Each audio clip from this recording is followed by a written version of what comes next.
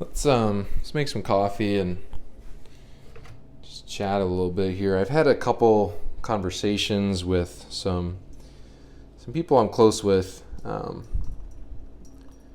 about this, and I feel like it's worth sharing some thoughts on it. And I don't know, maybe some of them will help. Maybe you'll relate to some of them.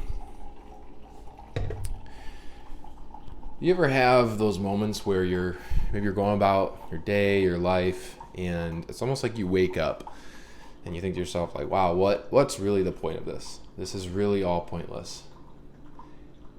Because I do that a lot. I probably do it once every week or 2 weeks or so, and it goes a couple different ways. I think it's a natural thing. I think people naturally have those moments where they're like, yeah, what is the point of all of this? What am I doing? I mean, we're all here, and we're working jobs, and we're making videos, or we're doing what we're doing, and then eventually we get old and we die. Maybe we have kids, and then our kids get old and die, and the kids' kids get old and die, and it's kind of this, like, when you stop and think about that broader like aspect of life, it is tough. It's difficult to grasp and to deal with. And sometimes it can really push you to like fall into despair, basically hopelessness. Essentially thinking that, yep, there's no point, so I quit, give up. There's a French writer and philosopher named Albert Camus who he said the only question of interest to him, the only philosophical question of interest to him is that of suicide.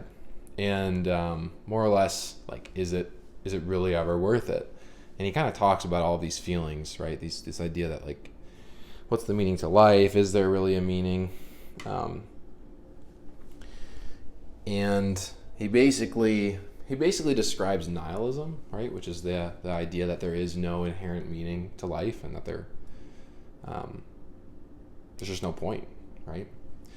And I think some people live by that, which sounds really depressing to me. But Camus, he kind of had this. It's almost like a variation of nihilism, because he doesn't tell you that there is meaning to life. He doesn't try to convince you that there's a greater purpose to any of our existences or anything. But what he does say is that in the face of the hopelessness, in the face of the meaninglessness, right, we can choose to find meaning.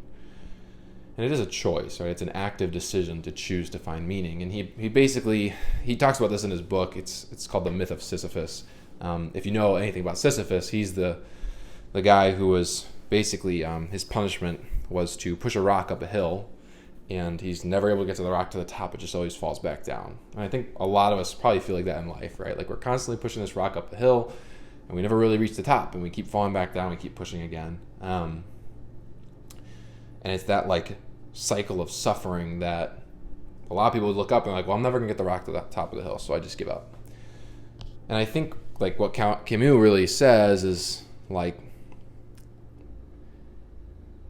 in the face of life presenting us with what appears to be a completely meaningless existence, like an ultimately meaningless existence, it is an act of rebellion to choose to find meaning in your life. Which is really interesting. It's almost like if you had a parent. Imagine you have a parent who's, like, forcing a career upon you. You just don't want to do it, right?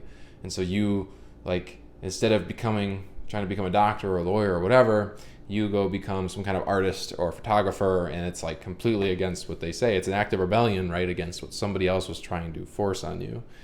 And I think that's more or less what he's kind of saying with life, is that basically life tried to force this, like, meaninglessness on us, and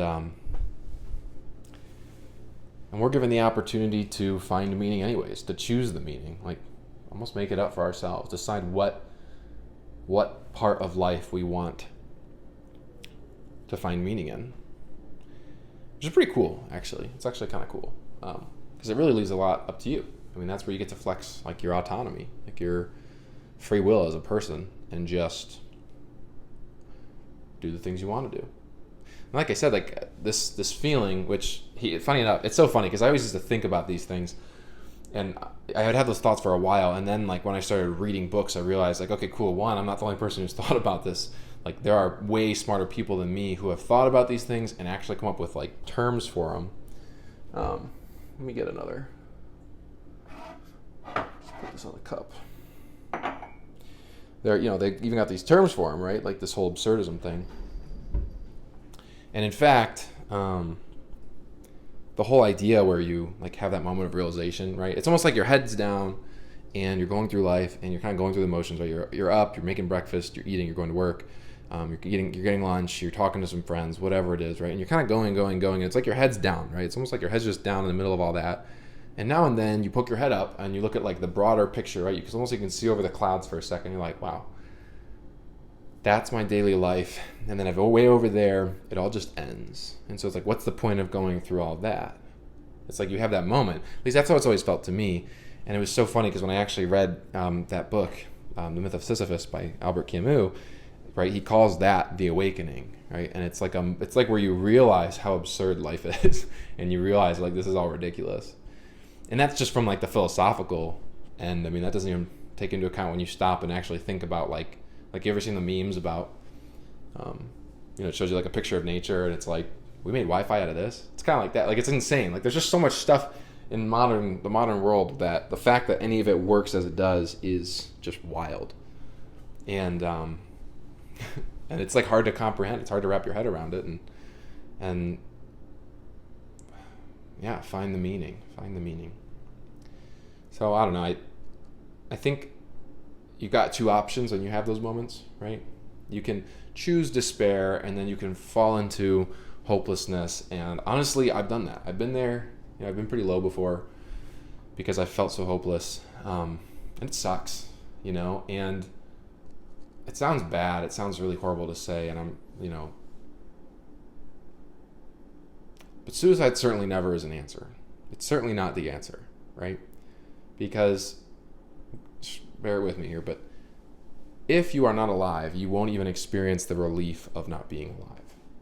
It sounds really messed up, kind of confusing to say, but what I'm saying is, even if you decided that's my way out, it's like you'll never, you decide that's your way out because you think that's where you're going to get the relief from all of the stress of the world, but you're never going to experience it because you're never going to be there. And so it's kind of like that's the one option. And the other option is like to choose to find meaning in something, anything. It could be friendships, it could be work, it could be. Some people do. I feel like I've found meaning in relationships, like friendships, not even like dating relationships, but like friendships, real friendships, especially family relationships with my siblings, and I think that's been really cool. But it's a choice. It's an active decision, honestly. And it's a decision to find meaning in the inherent meaninglessness. And I think it's a loop, right? It's like I said, it's a cycle. Every couple weeks I have that moment where I'm just like, wow, this is pointless. And I kind of give myself a little bit of grace on those days. I kind of say to myself, okay, like, I'm not wrong. I mean, I'm not wrong that, yes, one day all of this will be gone and I'll be dead. And so I almost give myself a little grace, like, okay, so if you want to relax a little bit extra today, like, whatever, it's not going to kill you. And what the heck, why not? Of course, you got to balance that with making horrible decisions or spending a bunch of money you don't have, things like that. I'm certainly not supporting any of that, but I think you'll have those moments where, if you do have those moments where you're, just like, what is the point? And you decide to relax a little extra or watch an extra episode of a show you really like or play some video games or whatever. Like, I think that's okay. I think that's all right. Because it's really hard to escape it. You can't really escape it. It's part of life.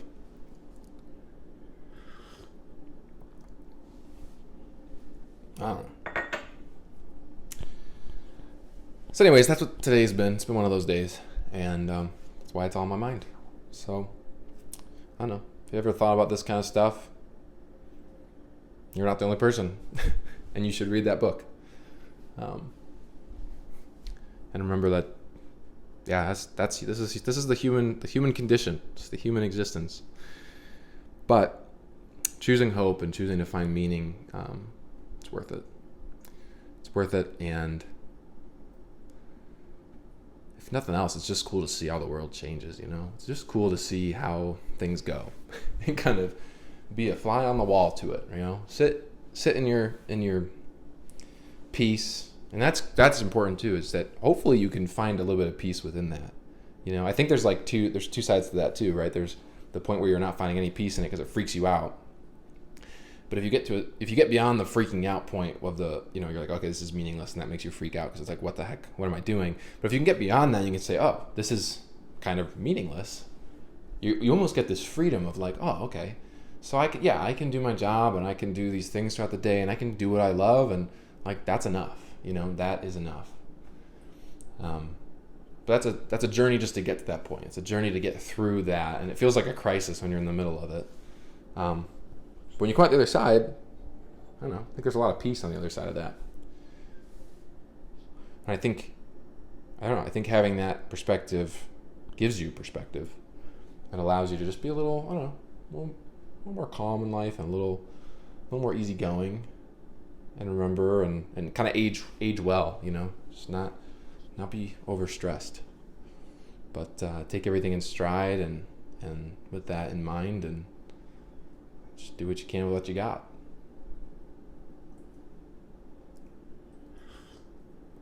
I don't think there's much more to it than that. I think everything else is overcomplicating